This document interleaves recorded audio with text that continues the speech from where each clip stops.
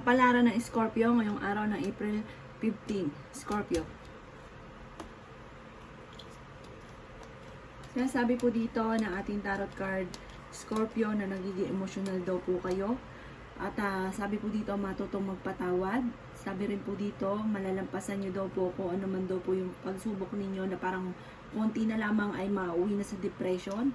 Nasabi rin po dito na maaaring may malaking magandang pagbabago na maaaring maganap. Marami daw kasi kayong pasanin sa buhay, Scorpio. Pero may maganda kang kapalaran na naghihintay. Sinasabi rin po dito na may pinakamayor na problema ka ay pera, Scorpio, sa ngayon. Kayo daw po ay paladasan. Sabi rin po dito, nalulungkot ka lang sa ngayon at parang nawawalan ka ng pag-asa. Maraming mga magagandang oportunidad na nakalampas. Huwag nyo daw po sayangin ang inyong talento. Marami ka mga kabiguan. Kayo daw po ay swerte.